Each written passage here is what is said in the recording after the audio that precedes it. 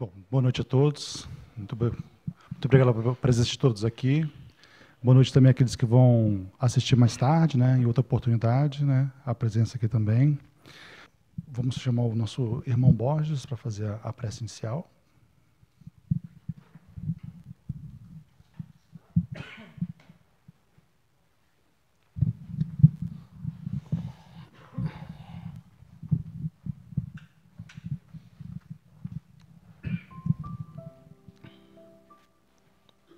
Convidamos a todos a aquietar nossas mentes e entrarmos na sintonia do Pai Maior, sob a direção dos mentores da espiritualidade dirigente desta casa, Pai.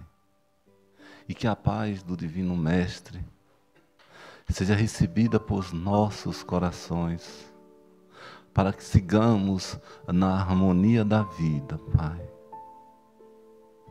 Seguindo as vossas luzes, conforme o plano de cada um aqui encarnado e dos encarnados também, dos desencarnados também presentes, Pai.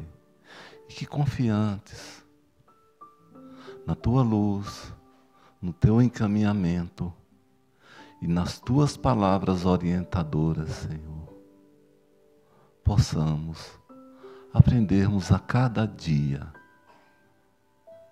a obedecermos à grande lei, amando ao próximo como amamos a nós mesmos e, acima de tudo, nos harmonizando com a obra do Pai, amando-a acima de todas as coisas, Senhor.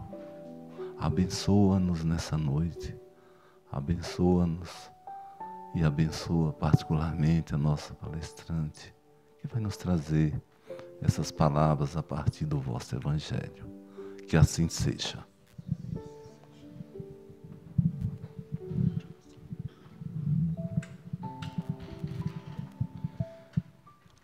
Bom, convidamos agora o nosso irmão Acácio para fazer um comentário inicial.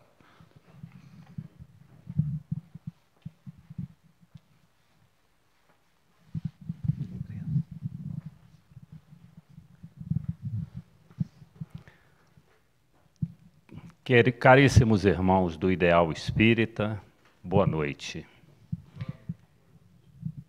A nossa leitura inicial da noite de hoje é de uma obra mediúnica intitulada Boa Ideia, pelo Espírito de Pastorino, e a psicografia do nosso irmão Ariston Teles. Intitulada Não Deixar Morrer a Ideia. Você tem ideia de fazer algo positivo? Sente pela razão e pelo coração que vale a pena? Ótimo. A coisa talvez não seja tão difícil nem tão complexa como parece. Mesmo que apresente algum embaraço, por que duvidar das próprias forças? Não espere facilidades. Examine a ideia à luz da oração.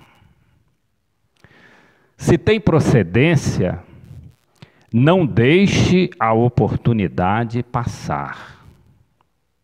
A vela pode se apagar. A ideia, no seu tempo, tem luz própria. Aproveite a boa onda e concretize suas intenções. Cuidado, não deixe morrer a ideia. Então, como eu disse, do livro Boa Ideia, pelo Espírito de Pastorino, e a psicografia do nosso irmão Ariston Teles. Caríssimos irmãos, eu me lembrei agora de uma frase da Madre Teresa de Calcutá. Ela disse certa feita, mais ou menos assim, que as pessoas não faziam as coisas porque podiam fazer pouco, e que aquilo seria uma gota em um oceano. E ela disse o seguinte: se o oceano faltar uma gota, ele será menor. E eu me lembrei também aqui de uma passagem, me parece que em Tiago, que o apóstolo Tiago disse o seguinte, que a fé sem obras é morta. Pois bem, eis, meus irmãos, um desafio para todos nós. É só olharmos para a retaguarda que nós vamos verificar que nós temos muitos irmãos que necessitam da nossa mão amiga, que necessitam do nosso conhecimento, da nossa experiência, para ajudá-los na caminhada nessa estrada da vida. Não basta que tenhamos fé, não basta que estudemos muito, que amealhemos muitos conhecimentos em diversas áreas, mas não tem prática. Simplesmente ficamos com esses conhecimentos para nós e não fazemos nada. Ah, mas eu só posso fazer pouco.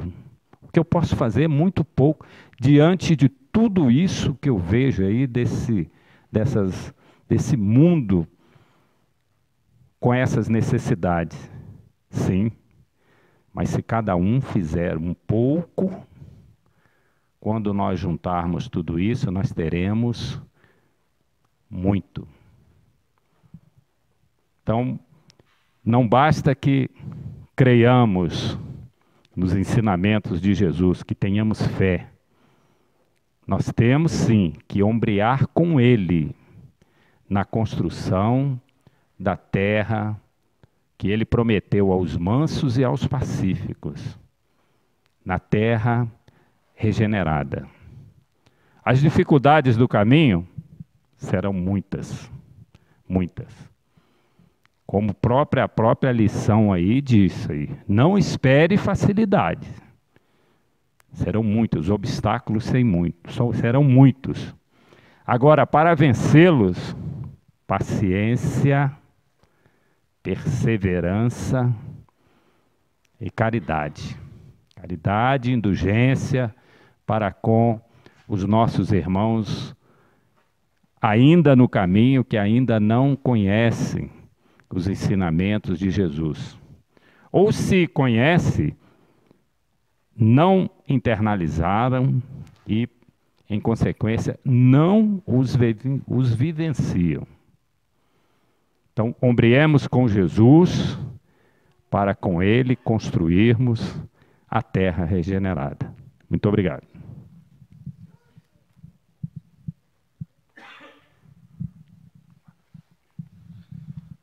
Obrigado, Cássio. Dando prosseguimento, então, à nossa programação, vamos à palestra O Tempo de Hoje, isso, com a nossa palestrante Fátima. Que Deus abençoe esse nosso momento aqui. Até às 9 horas. Boa noite a todos. Agradeço a oportunidade de aqui estar, o convite que me foi feito. É uma alegria muito grande estar nesta casa, que tem uma relevância de trabalho no movimento espírita, que eu já conhecia, mas à distância, e que hoje tenho a grata satisfação de aqui estar com vocês. Agradeço muito a Deus essa oportunidade. E a página da noite de hoje, ela se encontra no livro da Esperança, é uma página de Emmanuel, e vem nos falar justamente sobre esse tema que que já foi abordado inicialmente, de nós trabalhadores, nós cristãos, da importância de nós despertarmos, acima de tudo nesse momento, não é, em que vivemos, na época que vivemos, que falamos muito em mundo de regeneração, mas essa regeneração começa em nós. Temos que buscar cada vez mais pegar, né, apreender os ensinamentos espíritas e os ensinamentos do Evangelho que já temos em nossa história há mais de 2000 anos, para que eles saiam do intelecto e passem realmente a refletir as nossas ações. Gostaria de trazer para a nossa lembrança um trecho do item Os últimos serão os primeiros do Evangelho segundo o Espiritismo, do capítulo 20, que nos fala os trabalhadores da última hora. E ele nos diz assim: o belo dogma da reencarnação eterniza e precisa a filiação espiritual. Chamado a prestar contas do seu mandato terreno, o espírito se apercebe da continuidade da tarefa interrompida, mas sempre retomada.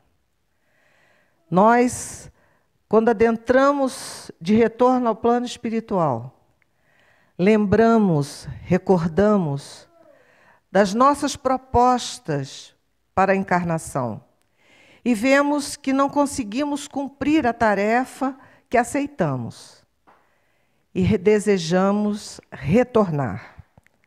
Pedimos para retomar. E o Evangelho nos diz assim: ele vê, sente que apanhou de passagem o pensamento dos que lhe precederam.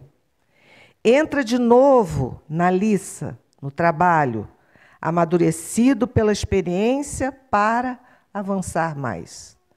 Todos nós, cristãos, já estamos bastante avançados no conhecimento e pedimos ao Cristo a oportunidade de abraçar novamente a tarefa na sua seara. E dessa vez ele nos diz assim: e todos, trabalhadores da primeira e da última hora, com os olhos bem abertos sobre a profunda justiça de Deus, não mais murmuram, adoram.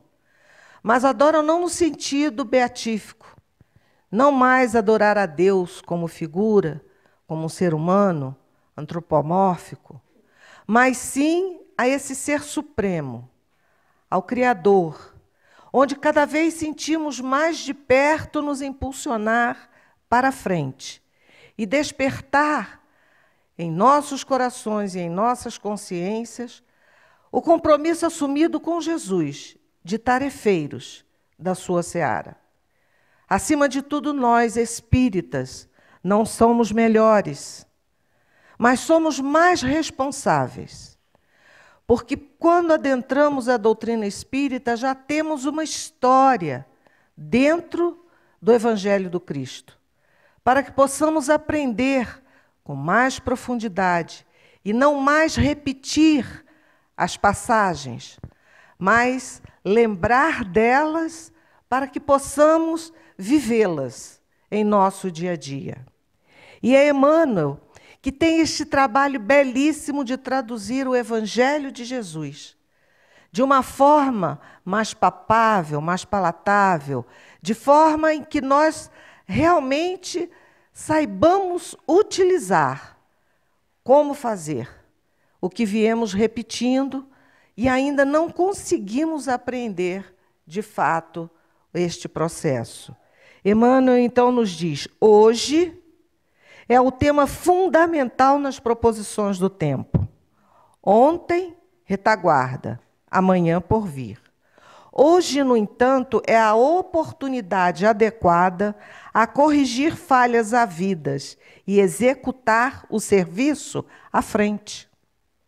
Mas, muitas vezes, nós nos prendemos no nosso passado, aliás, na maioria das vezes, Pois as dificuldades que surgem na nossa vida, nós espíritas, que já conhecemos o porquê que aqui estamos, qual foi a tarefa, de onde eu vim, para onde eu vou, já temos descortinado para nós, pela ciência, pela filosofia, que nos traz de forma contundente, como nos fala Emmanuel, que eu não mais posso dizer eu creio em Deus, eu creio que eu reencarnei. Eu sei, está no livro Consolador. Eu sei porque eu tenho testemunho, eu vivencio a todo dia, a todo momento.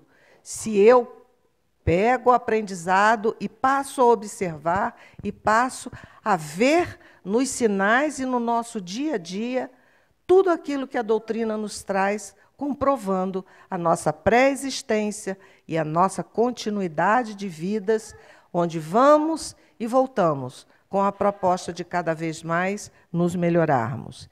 E ele diz, dia de começar experiências que nos melhorem ou reajustem, de consultar essa ou aquela página edificante que iluminem a rota, de escrever a mensagem ao coração amigo que nos aguarda a palavra a fim de reconfortar-se e assumir uma decisão, de promover um encontro que nos valorize as esperanças, de estender as mãos aos que nos fizeram adversários, se fizeram adversários, o de orar por eles, e se a consciência não nos permite ainda a reaproximação, orar por eles. Mas será que já fazemos isso? Será que já saímos do não julgar? Durante muito tempo, e ainda para mim, é muito difícil não julgar. Nós somos muito críticos. Nós vivemos numa sociedade de cobranças e de competitividade. E quando isso é a nossa vivência, automaticamente nós estamos sempre nos comparando. Nós estamos sempre criticando, porque queremos ser sempre melhores. Mas não melhores no sentido dos verdadeiros sentimentos, de virtudes, porque esses, socialmente, coletivamente, parece que não são muito observados. O que observamos é o ter, é o conquistar, o aqui e o agora. Eu faço a minha medida pelo que o outro tem, pela posição que ele ocupa, pelas vantagens que oferece.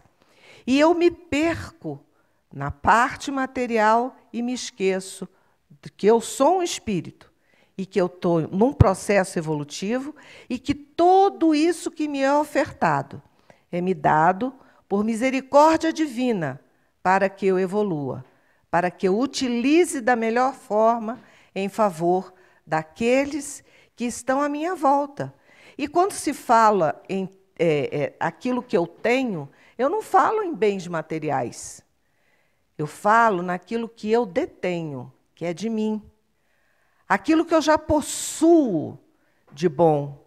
As minhas qualidades, os meus dons, como nos falam o Livro dos Espíritos. Que todos nós temos os nossos dons a dar, a distribuir, a compartilhar. Mas eu, quando penso em dar, eu só penso em dar o material.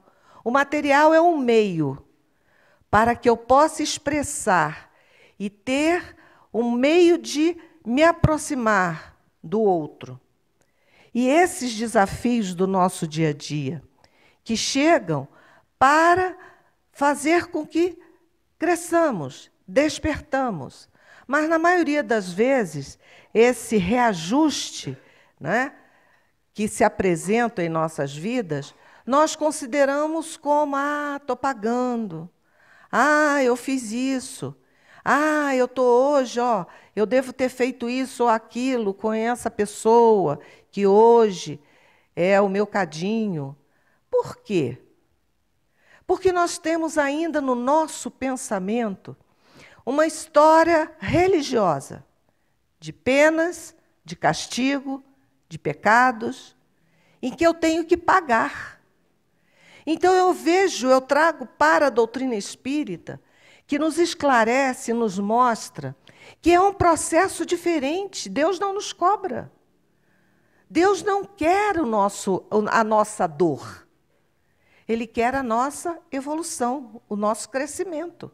Mas para que eu cresça, exige sacrifício, exige esforço, exige suor. Não necessariamente a dor, sofrimento. Não é necessária a dor, sofrimento. Deus nos dá todas as oportunidades para que eu aprenda, para que eu cresça, pela luta diária. Mas eu sempre vejo como algo que eu estou devendo, que eu estou pagando. Que a própria psicologia, as ciências, na área da psique humana, elas vêm nos mostrando que essa é a pior postura que se tem, da culpa. Porque se eu sou culpado, eu tenho que ser castigado. Eu tenho que pagar de alguma forma. Não, eu sou responsável. Eu cometi algumas falhas, intencionalmente ou por falta de maturidade espiritual, mas Deus me dá a oportunidade de refazer história, de refazer caminhos, todos os dias. Não é numa encarnação, todos os dias, todas as horas, eu tenho a oportunidade de refazer esses caminhos. Emmanuel vai nos dizer quantas mágoas se converteram em crimes por não havermos dado 1 minuto de amor para extinguir o braseiro do ódio. E vemos isso, muitas vezes, em pessoas que dizíamos amar, que conviviam conosco, entre pais e filhos, filhos e pais, marido e mulher, avós, tios, pessoas próximas. Apenas por um momento em que fomos desagradados, contrariados. Passamos a alimentar uma mágoa que ela destrói. Ele nos diz assim, quantos pequeninos ressentimentos se transfiguraram em separações seculares, porque não fica somente nessa existência. Eu carrego comigo. Eu fixo o meu pensamento naquela situação, naquele momento, e esqueço tudo de bom que eu recebi até aquele dia. Tudo que eu tive de bem com aquele lugar, com aquela pessoa. E levo para desencarno e continuo na cobrança, porque eu me sinto, o outro está me devendo. E esqueço que eu não estou castigando o outro, eu estou me vinculando num processo de dor, de castigo, que eu mesmo me imponho. Porque basta este minuto que ele fala de amor para extinguir, para amenizar este braseiro do ódio. Ele nos diz assim, vou repetir a frase anterior, quantos pequeninos ressentimentos se transfiguraram em separações seculares, nos domínios da reencarnação, por não termos tido coragem de exercer a humildade por meia hora. O que eu acho fantástico no Emmanuel, porque ele é muito objetivo, muito direto. Ele nos coloca de uma forma que não deixa dúvida. E nos mostra o tempo que perdemos, de séculos, por não darmos 1 minuto de amor para acalmar aquele momento, por não termos meia hora para exercer a humildade. Mesmo que eu me ache coberta de razão, mesmo que eu me sinta a vítima. Qual foi o exemplo que Jesus nos deu? Até o momento da sua crucificação. Pai, perdoa-os, pois eles não sabem o que fazem. Aquele que detém realmente a sabedoria, nós podemos ver pela história, o verdadeiro sábio, ele não discute. Ele não quer provar que a verdade está com ele. Ele busca aprender, mesmo com aquele que aparentemente não, com certeza, sabe muito menos que ele. Ele se cala, Porque ele é uma forma de ensinar e de aprender. Está aprendendo o quê? A humildade. Está aprendendo a tolerância, a compreensão. Emmanuel continua nos dizendo, tudo se transforma no tempo. No trecho de instante, deslocam-se mundos, proliferam micróbios. O tempo, como a luz solar, é concedido a todos nós em parcelas iguais. As obras é que diferem dentro dele, por partirem de nós. Observar o tempo que se chama hoje. O que eu estou fazendo hoje para a minha melhoria? Qual o esforço que eu faço para vencer aquelas dificuldades que eu já identifico em mim? Porque, como Emmanuel e André Luiz nos dizem, o outro é o meu espelho. O que eu identifico, o que eu critico, o que eu no outro, é aquilo que eu mais conheço. Por que eu tenho dificuldade de identificar as grandes virtudes? Quando uma pessoa se apresenta simples, humilde, uma pessoa cordata, nós costumamos dizer é um fraco. Tem uma personalidade que, coitado, é fraca, não sabe se impor. Na realidade, é uma pessoa que já aprendeu a tolerância.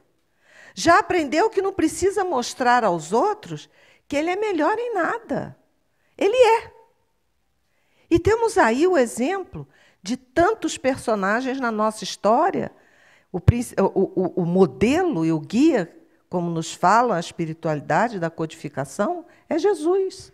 Mas quantos outros vieram e nos mostraram?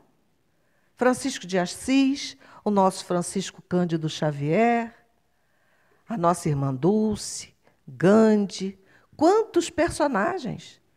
Gandhi, quando é esbofeteado no meio da rua por um soldado, ele não revida, ele silencia.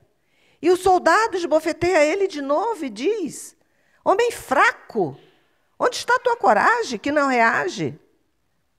O que faz você para não reagir?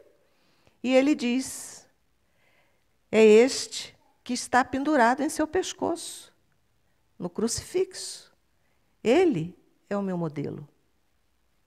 E o soldado fica sem saber o que dizer. Mas para ele era um fraco. Mas ele era, acima de tudo, um forte. Porque ele se reconhecia como pessoa e não revidava. Ele procurava mostrar pelo seu exemplo. Quando uma mãe chega a Gandhi e pede que ele diga a seu filho que pare de comer açúcar, Gandhi pede que ela volte. O menino tinha problemas de saúde, precisava parar de comer açúcar. Ele pede que ela volte. Daí uma semana, um mês, o tempo preciso, não posso agora afirmar, mas foi um tempo que ele pediu, e ela espera aquele tempo e retorna. E quando ela retorna, Gandhi olha para o menino e diz, menino, pare de comer doce. E a mãe diz, mas, mestre Gandhi, como? O senhor pediu esse tempo para dizer isso, não podia ter dito naquele dia? Aí ele disse, não, porque eu parei de comer doce. É a autoridade daquele que também faz. É o exemplo. E nós temos o exemplo de Jesus, mas que ainda não estamos conseguindo pôr em prática. Mas não é porque somos menores, somos caprichosos, porque estamos em aprendizado. Estamos na nossa caminhada. Mas precisamos cada vez mais nos lembrar do que dispomos, como dispomos desse nosso tempo. Ele nos coloca, relaciona os recursos de que dispõe. Olhos que veem, ouvidos que escutam, verbo claro, braços e pernas úteis, sob o controle do cérebro livre. É ao nosso livre-arbítrio. Sabendo usar adequadamente. Sabendo como agir, porque muitas vezes a nossa ajuda é um prejuízo. Lembro-me de um fato contado, se eu não me engano, por Irmão X, ou num livro de Richard Simonetti, em que ele conta daquela pessoa que fazia visita aos hospitais, aos doentes. E que ela vai visitar um paciente, e ele chama e diz assim, ai, eu queria tanto comer um abacaxi, e ninguém me dá. Eu peço abacaxi, eu adoro abacaxi, e ninguém me traz abacaxi. E ela, preocupada, meu Deus do céu, uma coisa tão simples, uma fruta, um abacaxi. Na visita seguinte, ela descasca um abacaxi e leva o abacaxi escondidinho, porque ninguém deixava ele comer abacaxi no hospital. E ele come o abacaxi. Só que ele tinha um problema renal grave e o abacaxi fazia mal. Então, às vezes, aquela ajuda que a gente pensa que está dando, a gente está prejudicando. É como um paciente que não pode beber água. E a gente chega, ele está numa dieta que ele não pode beber água. Porque se ele beber água, o estado dele piora. E a gente chega lá e quer dar água. A gente acha que a equipe de enfermagem está matando a pessoa de sede. Quando o que a gente pode fazer é molhar um algodão e somente umedecer os lábios, porque ela não pode ingerir água. Então, é isso que nós temos que levar, que os nossos braços, pernas, ouvidos, o nosso falar, sejam úteis sob o controle da nossa razão. Emmanuel, então, continua, ninguém te impede fazer do tempo consolação e tranquilidade, exemplo digno e conhecimento superior. O próprio Jesus atribuía tamanha importância ao tempo que não se esqueceu de glorificar a última hora dos ceareiros da verdade que se decidem a trabalhar. Aproveita o dia corrente e faze algo melhor. Porque entramos também num processo de rotina. Fazemos sempre, todo dia, do mesmo jeito. Temos as nossas atribuições, mas acabamos entrando num processo automático, que muitas vezes não observamos um detalhe ou outro para que possamos estar atentos àqueles que estão à nossa volta, aos que nos ajudam, àqueles que vamos atender. Hoje, consegues agir e pensar, comandar e seguir sem obstáculos. Vale-te assim do momento que passa e toma a iniciativa do bem, porque o tempo é concessão do Senhor e amanhã a bondade do Senhor poderá modificar-te o caminho ou renovar-te os programas. Quantas coisas planejamos e deixamos pelo caminho, postergamos. Não, amanhã eu começo. Não, amanhã eu vou. Não, amanhã eu faço. Começo uma atividade e daqui a pouco eu estou deixando pela metade porque algo me chama no caminho e eu deixo. Aí amanhã eu pego de novo. Quando aquilo ali tanto traz, muitas vezes, dificuldade para os que nos cercam, como para nós mesmos, porque o trabalho se acumula. E aquela proposta que eu tinha de realizar mais, eu realizo menos. Bezerra de Menezes, no livro Instruções Psicofônicas, na psicografia de Francisco Cândido Xavier, ele diz assim: aprendamos a ceder, recolhendo com Jesus a lição da renúncia, como ciência divina da paz. Constantemente nossa palavra se reporta à caridade e admitimos que caridade seja apenas alijar o supérfluo de valores materiais da nossa vida. Entretanto, a caridade maior será sempre a da própria renunciação, que saiba ceder a si mesma para a liberdade, a alegria, a confiança, o otimismo e a fé no próximo, para que o próximo não sofra um prejuízo de qualquer procedência. nós vemos que caridade é algo muito mais abrangente. Que hoje, a caridade, como nos fala Divaldo, até numa de suas palestras, de um companheiro que tinha muita dificuldade de doar, e que chega uma senhora pedindo uma ajuda, eles estavam conversando, e ele disse, eu não ando com dinheiro, não tenho. Aí o amigo enfia a mão na bolsa, assim, mas tem dificuldade de tirar. Parecia que ele tinha um escorpião ali dentro, né? E ele dá com muito sacrifício, assim. Esse não está errado. É uma forma da gente começar. E nós já estamos no avançar deste caminho, pois já fazemos desse nosso doar somente o meio para nos aproximarmos dos nossos irmãos. Mas levamos muito mais. Já levamos aquilo que trazemos em nosso coração. Esse olhar de sentir o outro, de ter empatia pelas suas dificuldades. Mesmo aquele irmão que se encontra revoltado e que muitas vezes nos agride.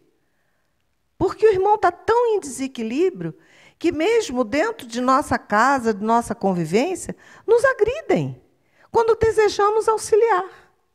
É esse aqui, já sabemos renunciar, de calar, de aceitar e deixar para um momento seguinte, quando tudo seja mais calmo, para acertarmos, para que não hajam as mágoas, para que cada vez mais não aumentemos aqueles probleminhas pequenos que acabam se tornando em grandes problemas.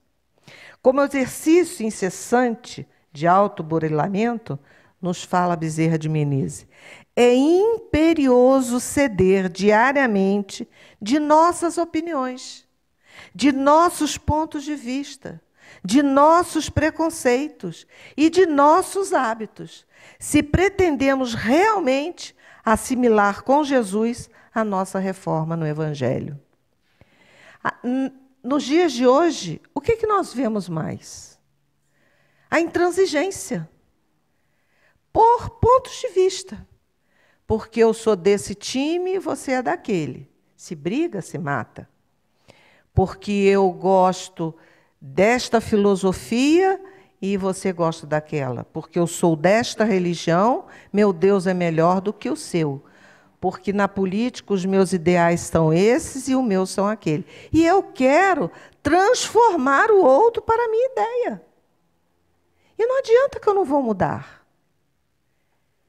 O nosso tempo é hoje, mas é o tempo de mudar a nós mesmos. Porque eu posso convencer até a pessoa, mas a pessoa só se convence se ela quiser. Nós não convencemos a ninguém, nem mudamos ninguém. A pessoa só muda e se convence quando ela chega às suas próprias conclusões. Então, é o que aqui vem nos alertar, mais uma vez, Bezerra de Menezes. É imperioso ceder diariamente, porque diariamente nós vamos encontrar pessoas que vão discordar, que não vão estar bem e não vão nos atender bem.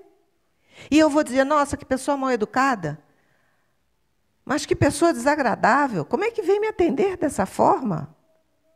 Ainda hoje eu e meu marido estávamos almoçando, e a moça que nos atendia, uma jovem, estava bem aborrecida.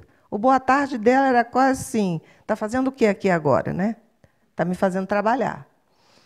E eu falei, brincando, eu disse para o meu marido, disse assim, se ela está aborrecida, vamos procurar dar a ela, né, um pouco de compreensão e alegria, fazer de conta que a gente não está entendendo. Quer dizer, porque por mais eu brinquei, né, na hora que ela veio, trouxe cardápio, então um sorriso, e ela firme no aborrecimento dela. Mas eu não sei o que ela está passando, não é mesmo? Mas a nossa atitude nessa hora é dizer, ela está aqui para me atender bem. Eu estou pouco ligando qual é o problema que ela tem. Não é assim que nós agimos? Minha filha é da área de saúde, trabalha no serviço público, ela é enfermeira. E ela conta que, muitas vezes, os pacientes entram no posto, ela trabalha ali na Asa Sul, na 508 Sul, 9. E eles entram dizendo que pagam o salário delas. E que não querem esperar, não. O que você está fazendo que não está me atendendo? E ali, todos estão com o mesmo problema. Graves, sérios. Então, nós achamos na nossa autoridade, que é onde vamos, as pessoas têm que nos servir com um sorriso no lábio e na hora. Eu não quero esperar. Mas não sabemos o que se passa na vida de cada um. Quais as dificuldades de saúde, familiares, financeiras, afetivas, psíquicas, que aquela pessoa traz. É isso que vem nos advertir, que vem nos lembrar Bezerra de Menezes. Ele não diz, ele aqui é como Emmanuel, eles usam palavras fortes, é imperioso, é imprescindível, dizendo assim, ó, gente, não dá mais. Para nós que já conhecemos e já nos propomos no trabalho da seara do Mestre, é imperioso.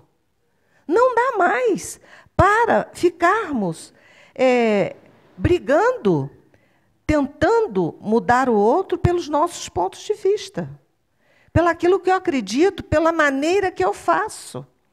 É interessante que, muitas vezes, nas obras de assistência social, a gente tem que ter um cuidado, porque, às vezes, eu quero obrigar o outro a fazer do meu jeito, porque eu acho que é o melhor. Mas será que o jeito do outro não vai me ajudar a fazer um pouco melhor? Ou mesmo que ele faça mais lentamente? Ele está fazendo. Essa é uma casa que tem uma obra linda, não é? De assistência social. E que tem esse olhar para o outro, mas não é todo lugar que a gente vê isso. Tem pessoas que querem que a coisa aconteça do seu jeitinho. Se não for daquele jeitinho, porque ainda é a questão da minha vontade, é o meu ponto de vista, é a minha forma de ser. É esse olhar que nós temos que buscar. Eu vou trazer aqui uma história de Neio Lúcio, no livro Jesus no Lar, que tem como título Os Instrumentos da Perfeição. Simão Pedro, numa certa noite, trouxe a conversação, porque esse livro de Neio Lúcio, Jesus no Lar, é como se fosse um culto no lar, onde se reunia Jesus com seus apóstolos. E ele diz assim, Simão Pedro trazia à conversação o espírito ralado por extremo desgosto. Ele estava aborrecido, agastara-se com os parentes descriteriosos e rudes. Velho tio acusara-o de dilapilador dos bens da família. Um primo ameaçara esbofeteá-lo na via pública. Guardava por isso o semblante carregado e austero. Quando o mestre leu algumas frases dos sagrados escritos, o pescador desabafou. Descreveu o conflito com a parentela e Jesus o ouviu em silêncio. Ao término do longo relatório afetivo, indagou o Senhor: E que fizeste, Simão? Ante as arremetidas dos familiares incompreensivos. Sem dúvida, reagi, como devia, respondeu o apóstolo veemente. Coloquei cada um no seu próprio lugar. Anunciei sem rebuço as más qualidades de que são portadores. Meu tio é raro exemplar de suvinice, e meu primo é mentiroso quanto mais. Provei perante numerosa assistência que ambos são hipócritas, e não me arrependi do que fiz. O mestre refletiu por alguns longos minutos e falou, compassivo: Pedro, que faz um carpinteiro na construção de uma casa? Naturalmente trabalha, respondeu meio irritadiço Pedro. Com que? Ferramentas, responde Pedro. Após resposta breve de Simão, o Cristo continuou. As pessoas com as quais nascemos e vivemos na terra são os primeiros e mais importantes instrumentos que recebemos do Pai para a edificação do reino do céu em nós mesmos. Quando falhamos no aproveitamento deles, que constitui elementos da nossa melhoria, é quase impossível triunfar com recursos alheios. porque o Pai nos concede os problemas da vida de acordo com a nossa capacidade de lhes dar solução. A ave é obrigada a fazer o ninho, mas não se lhe reclama outro serviço. A ovelha dará lã ao pastor, no entanto, ninguém lhe exige o agasalho pronto. Ao homem foram concedidas outras tarefas, quais sejam as do amor, a da humildade, na ação inteligente e constante para o bem comum, a fim de que a paz e a felicidade não sejam mitos na terra. Os parentes próximos, fala ele a Pedro, na maioria das vezes são o martelo ou o serrote, que podemos utilizar a benefício da construção do templo vivo e sublime, por intermédio do qual o céu se manifestará em nossa alma. Enquanto o marceneiro usa as suas ferramentas por fora, cabe-nos aproveitar as nossas por dentro. Em todas as ocasiões, o ignorante representa para nós um campo de benemerência espiritual. O mal é desafio que nos põe a bondade à prova. O ingrato é um meio de exercitarmos o perdão. O doente é uma lição à nossa capacidade de socorrer. E vai assim, Jesus conduzindo a conversa com Pedro, falando dos familiares endurecidos ou indiferentes, e mostrando que a paciência aprimora a vida. O tempo tudo transforma. Tudo é questão de tempo. Mas não é o nosso tempo, é o tempo de Deus.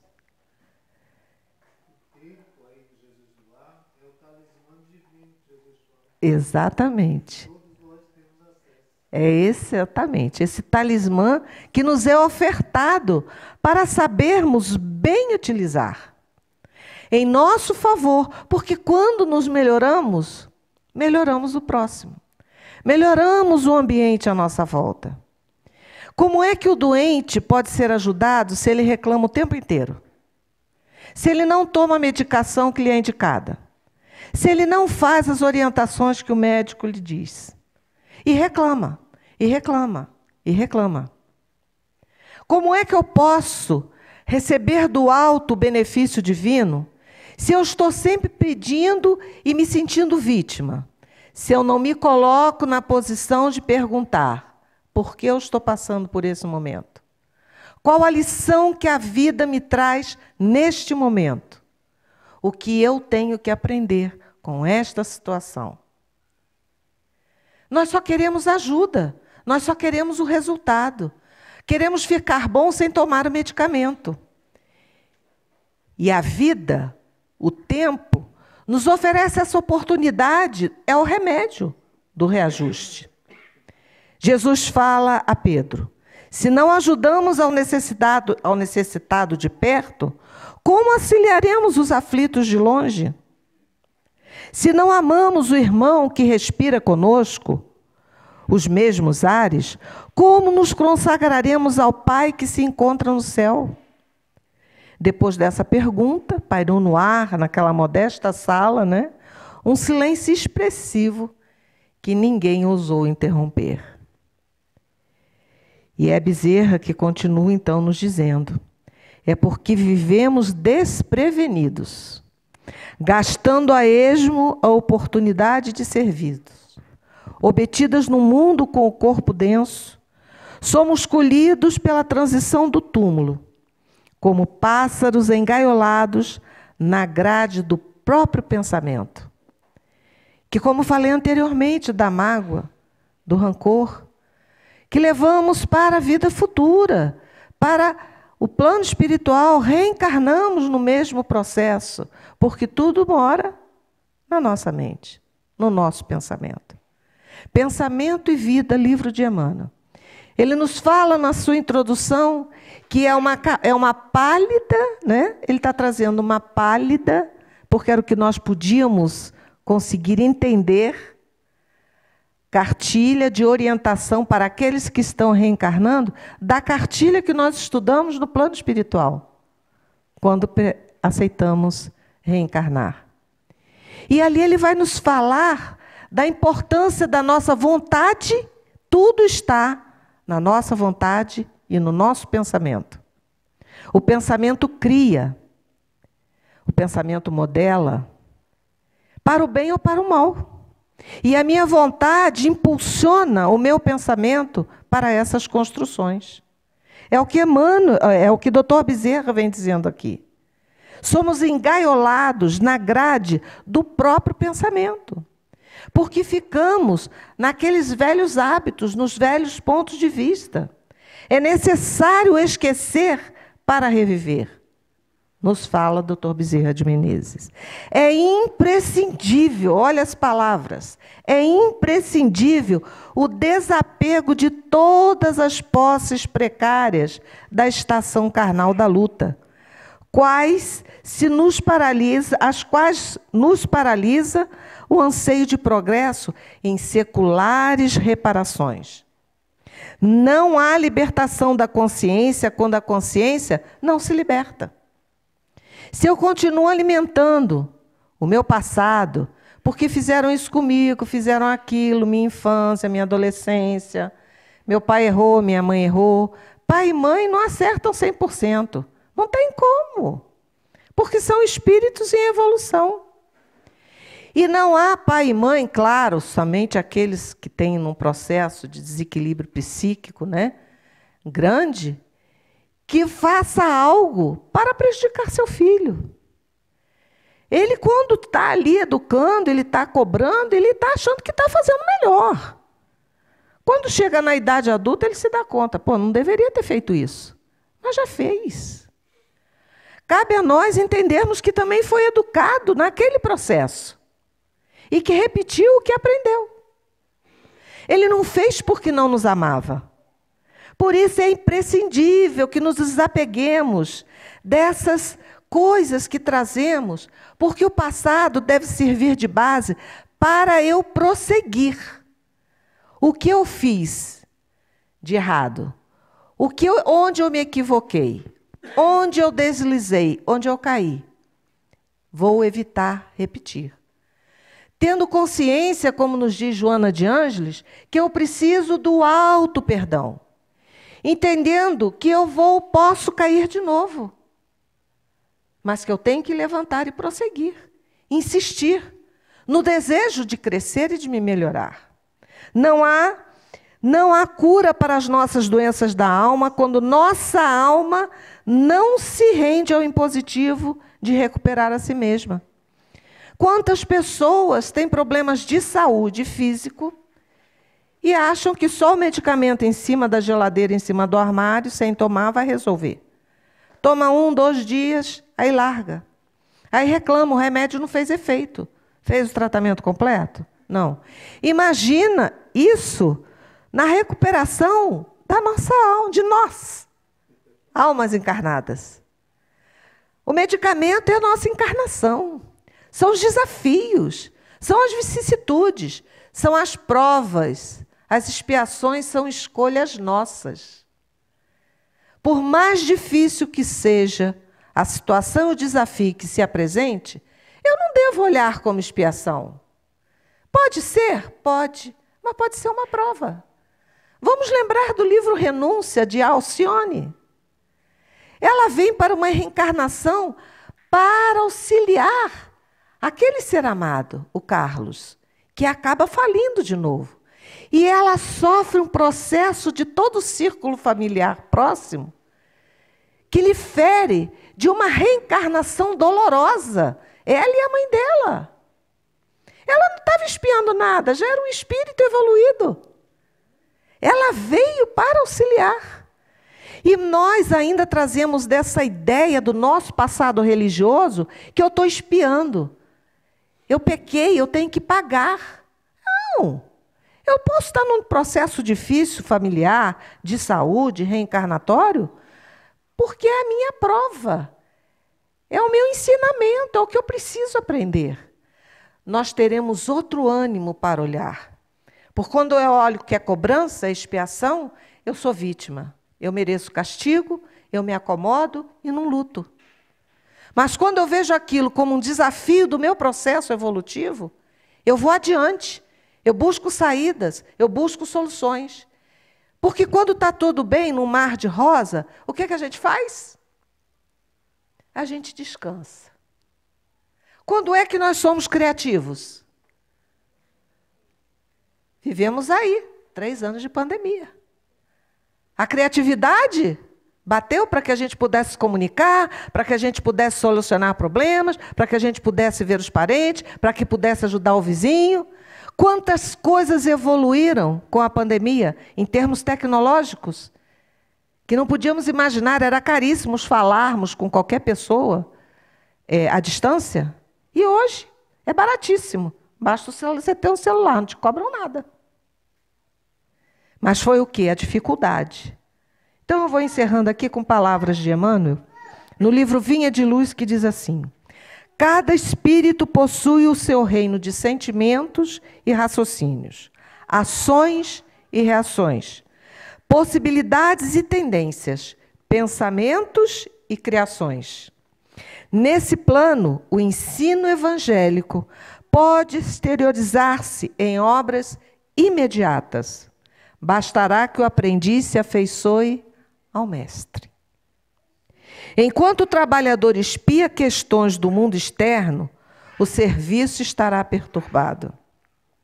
De igual maneira, se o discípulo não atende às diretrizes que servem à paz edificante no lugar onde permanece, e se não aproveita os recursos em mão para concretizar a verdadeira fraternidade, seu reino interno estará dividido e atormentado, sob a tormenta forte. Não nos entreguemos, portanto, ao desequilíbrio de forças em homenagens ao mal, através de comentários alusivos à deficiência de muitos dos nossos irmãos, cujo barco ainda não aportou à praia do justo entendimento. O caminho é infinito e o Pai vela por todos nós. Auxiliemos e edifiquemos. O momento é hoje. Saiamos a trabalhar na seara do Mestre. Sejamos esse elo de amor, sejamos esse elo de paciência, de compreensão, de tolerância, de fraternidade. Esse ponto de luz aonde Jesus nos coloca. Como Bezerra de Menezes nos fala nesse livro, Instruções Psicofônicas. No passado, Jesus nos convidava na tarefa do seu evangelho. Hoje, ele nos convoca. E os militares sabem que não podem abrir mão, não podem dizer não a uma convocação. Somos todos convocados à obra do Mestre. Muito obrigada, muita paz, muita força nesse nosso ideal. Que Jesus nos abençoe.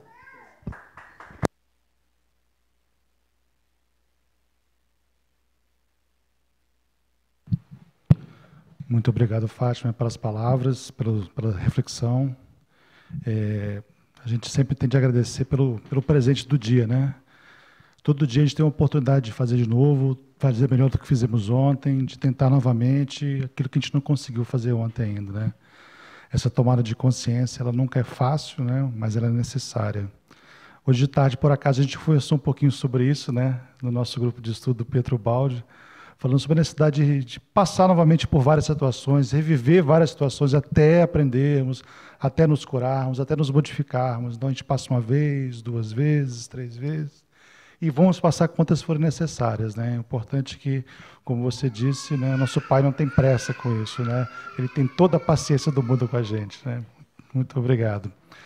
Bom, dando continuidade então, à nossa atividade, agora nós vamos para os passes, né?